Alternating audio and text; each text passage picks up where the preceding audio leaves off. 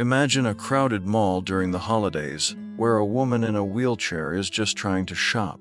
Then, out of nowhere, a Karen slaps her for being in her way. But the crowd's reaction made sure Karen regretted it instantly. The festive chaos of Crabtree Valley Mall in Raleigh, North Carolina, was about to become the stage for an unforgettable showdown, one that would leave shoppers buzzing and social media ablaze. Have you ever seen someone stand up to a Karen in public? Drop your stories in the comments below.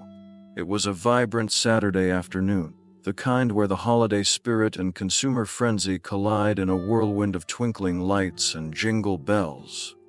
Crabtree Valley Mall was packed to the brim, its wide corridors and gleaming storefronts teeming with shoppers juggling bags, strollers, and steaming coffee cups. The air hummed with chatter, the clatter of heels on polished floors and the faint melody of Winter Wonderland looping over the speakers. Long lines snaked outside department stores, where harried parents hunted for last-minute gifts and teenagers swarmed the food court, their laughter cutting through the din.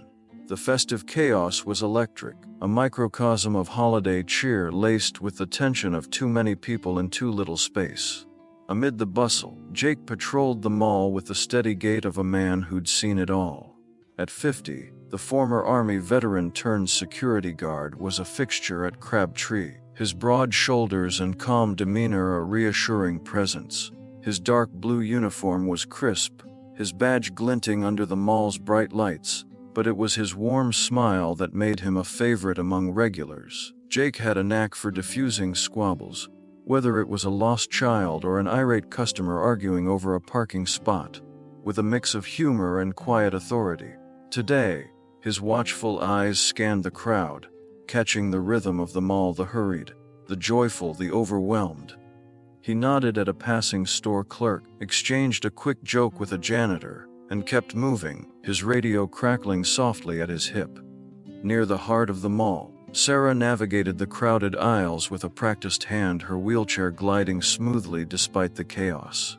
At 35, she carried herself with a quiet determination, her dark hair pulled back in a neat ponytail as she scanned the holiday displays.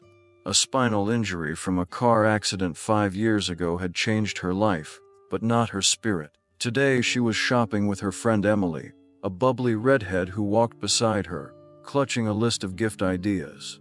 Sarah's wheelchair, sleek and customized with a bright purple frame, drew occasional glances, but she was used to it. She maneuvered around a towering stack of gift baskets, her eyes bright with the challenge of finding the perfect present for her niece. Emily chattered about a sale at the candle store, her voice a cheerful counterpoint to the mall's clamor. Then there was Karen, cutting through the crowd like a storm cloud in designer athleisure wear. In her early 40s, she pushed a stroller with a toddler strapped in, her manicured nails gripping the handle as if it were a lifeline. Her blonde hair was swept into a high ponytail, and her face bore an impatient scowl that seemed permanently etched. Karen moved with the urgency of someone who believed the world should bend to her schedule, her sharp, "excuse me," slicing through conversations as she weaved past shoppers. The toddler, a boy with a mop of curls, clutched a sippy cup, oblivious to his mother's mounting frustration. Karen's eyes darted to her phone, then to the crowded aisle ahead, her lips tightening as she muttered under her breath about the ridiculous lines. The scene was set a festive powder keg waiting for a spark. Jake, ever watchful, paused near a glittering Christmas tree display, his instincts honed from years of service. Sarah, focused on her shopping, laughed at one of Emily's jokes, unaware of the eyes narrowing behind her. And Karen, her patience fraying with every step, zeroed in on the wheelchair, slowing her path. The mall's holiday glow masked the tension brewing in that narrow aisle, where twinkling lights and gift-wrapped dreams were about to collide with an outburst no one saw coming. In a matter of moments, one woman's entitlement would ignite a firestorm, and the crowd, along with a steadfast security guard, would make sure justice wasn't just served, but shouted from the rooftops. All it took was a few seconds of delay for Karen to lose her cool. The narrow aisle near the glittering Christmas tree display at Crabtree Valley Mall had become a bottleneck, with Sarah's wheelchair moving carefully through the throng of holiday shoppers.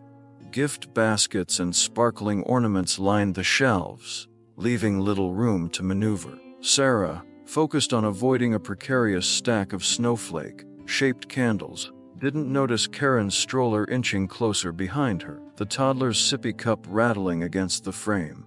Emily, walking beside Sarah, was mid-sentence about a scarf she'd seen when Karen's voice cut through the festive hum like a knife. "Move it. You're holding everyone up." Karen snapped, her tone sharp enough to make nearby shoppers glance over.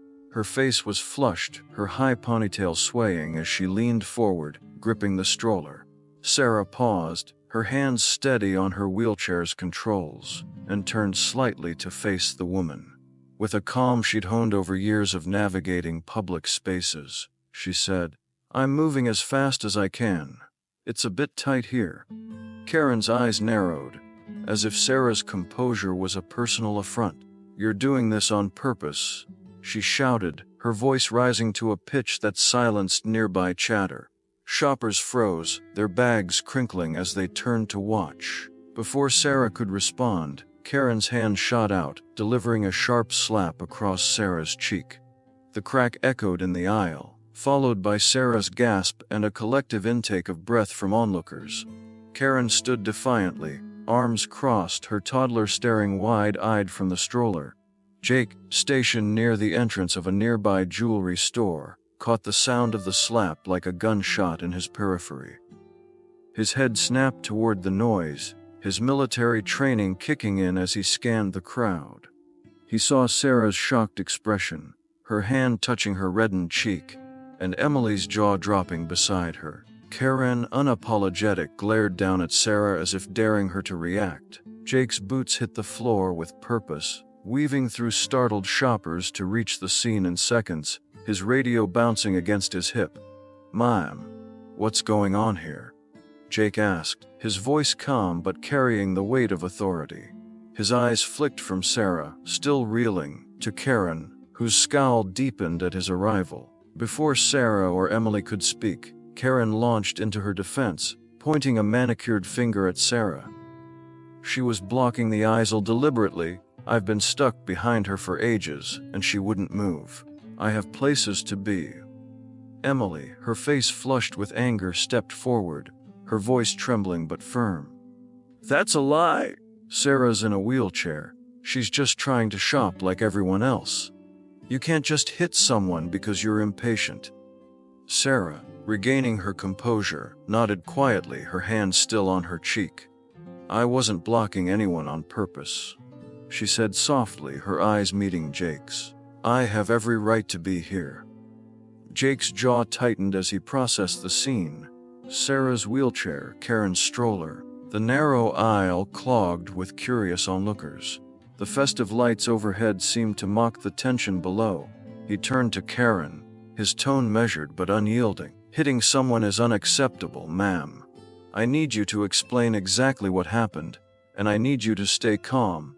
Karen huffed, tossing her head. "Explain?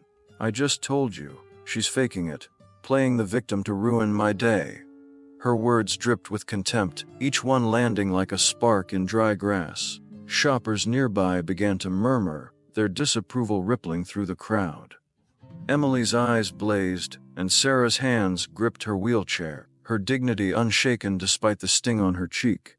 The slap was loud, but the crowd's reaction was about to be louder. Jake stood firm, his presence a barrier between Karen's entitlement and Sarah's vulnerability. The holiday chaos of Crabtree Valley Mall had paused, and in that narrow aisle, a reckoning was brewing, one that Karen, with her stroller and her scowl, was nowhere near prepared to face. Karen's excuses only made the crowd angrier. The narrow aisle at Crabtree Valley Mall, still glittering with holiday displays, had transformed into a stage for outrage. The slap that echoed moments ago lingered in the air, and shoppers, drawn by the commotion, began to close in.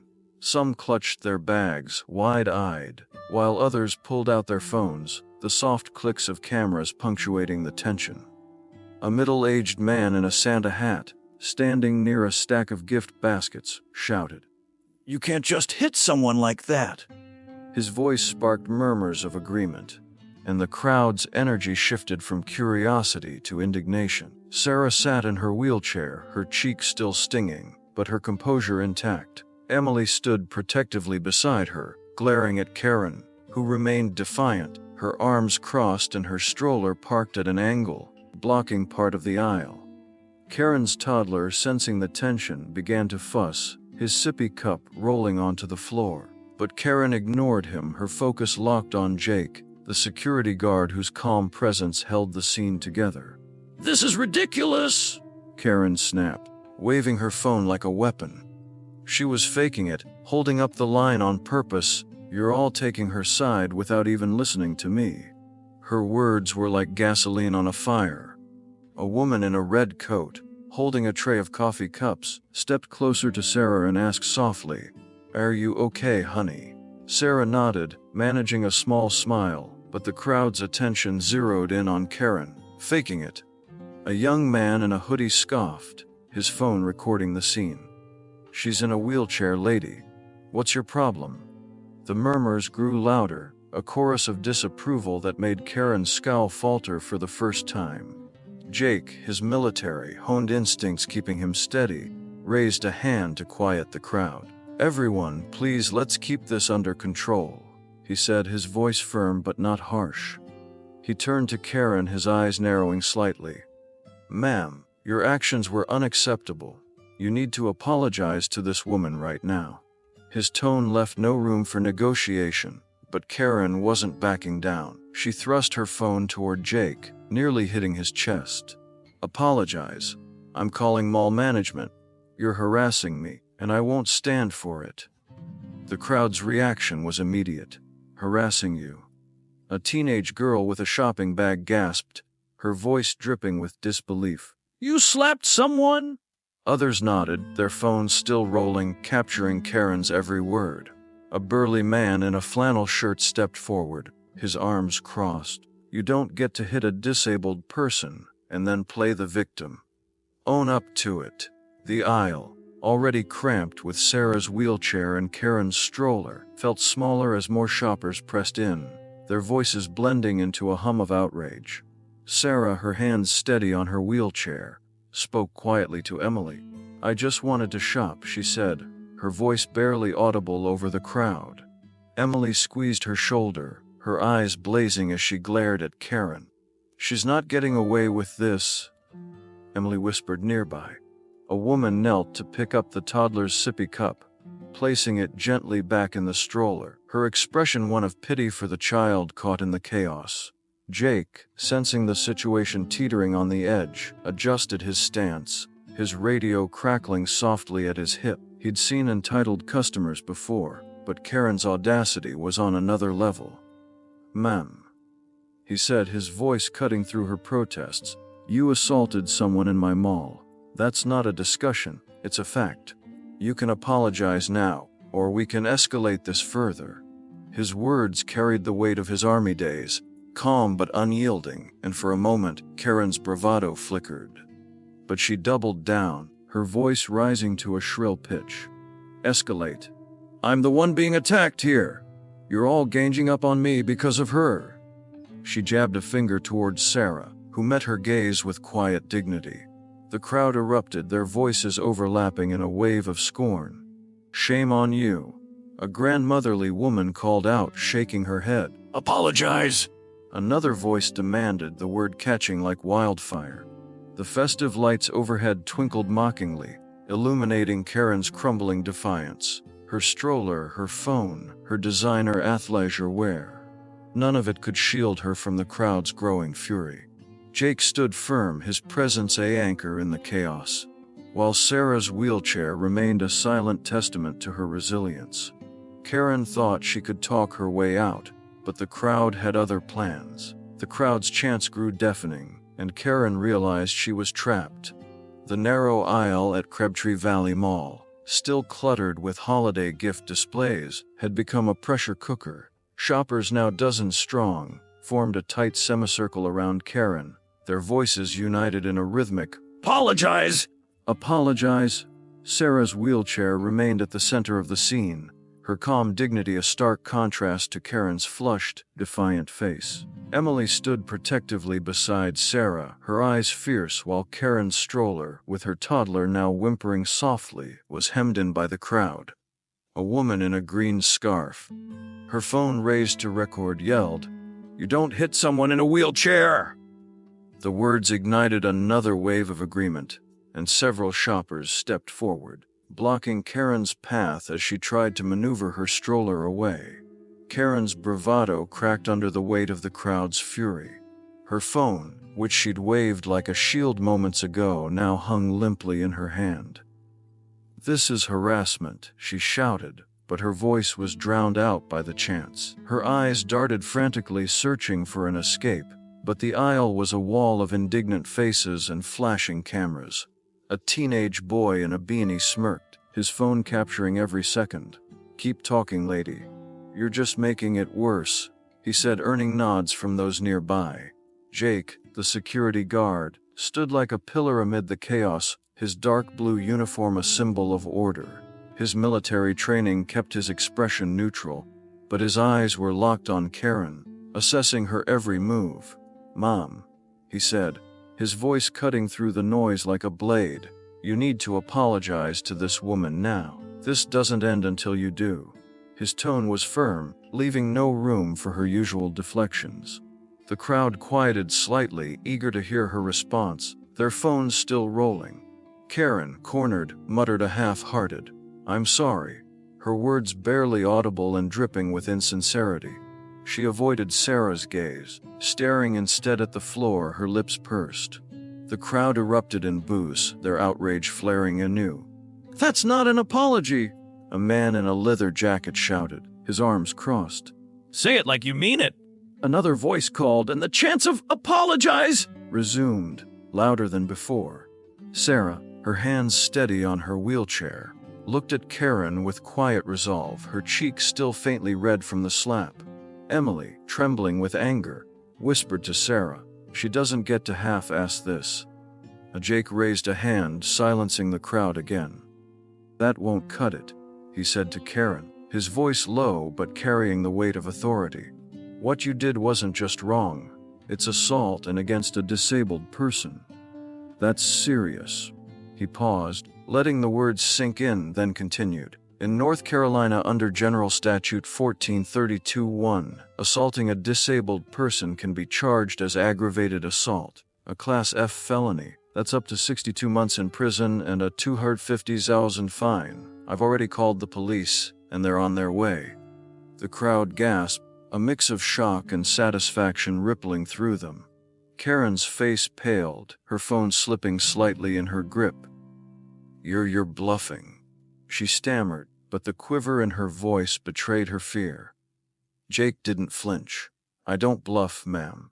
You assaulted someone in my mall, and there are consequences." He tapped the radio at his hip, its faint crackle underscoring his words.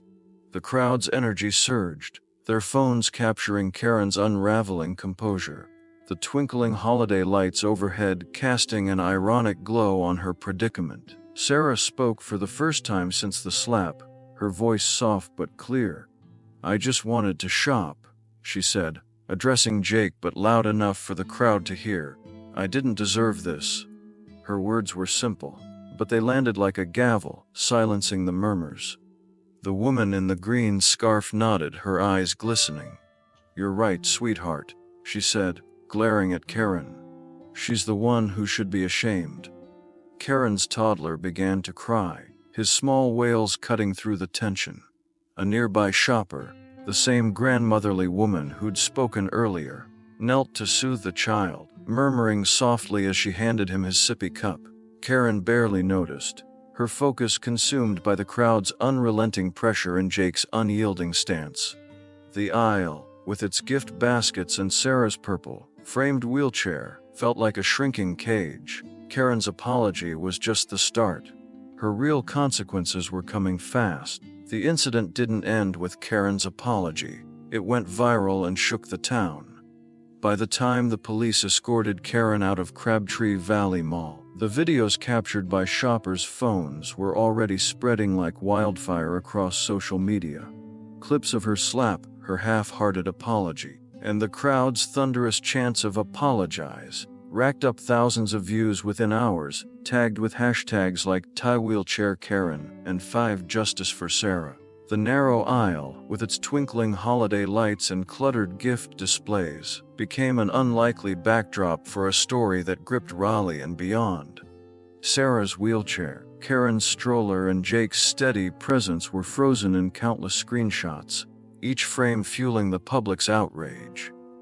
Local news outlets pounced on the story, their vans arriving at the mall by evening to interview witnesses.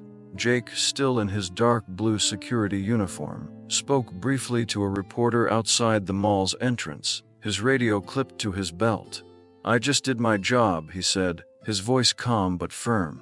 "No one gets to hurt someone in my mall, especially not a woman just trying to shop." His words, clipped and replayed on evening broadcasts, turned him into a local hero. Sarah, with Emily by her side, gave a quiet interview from her wheelchair, her purple frame catching the camera's light. "I was shocked," she admitted, her voice steady. "But the way everyone stood up for me, it means more than I can say."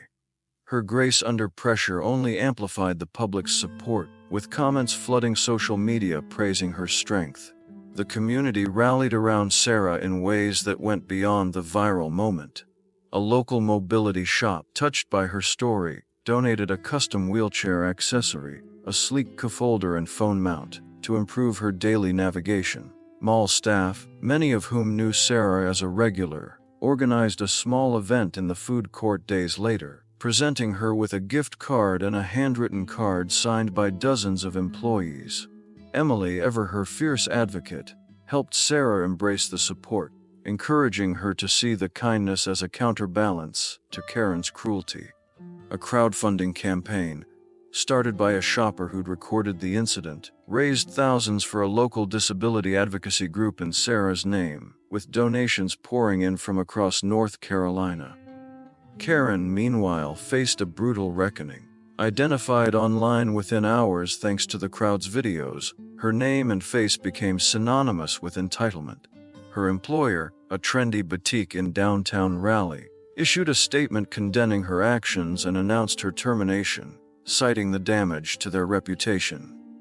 Karen's social media accounts, where she initially tried to defend herself with posts claiming she was provoked, were met with a torrent of ridicule. Comments like, "You slapped a woman in a wheelchair, Karen, sit down," and "Wheelchair Karen strikes again," cemented her as Raleigh's Karen, a moniker that followed her like a shadow. Her attempts to delete her accounts only fueled the memes, with screenshots of her athleisure-clad defiance circulating endlessly. The legal consequences were swift and severe. Karen was charged with aggravated assault on a handicapped person under North Carolina General Statute 432, a Class F felony. At her initial hearing, she stood silently in court, her designer outfit replaced by a plain blouse, her toddler temporarily in the care of a relative. The mall issued a lifetime ban, barring her from ever returning to Crabtree Valley.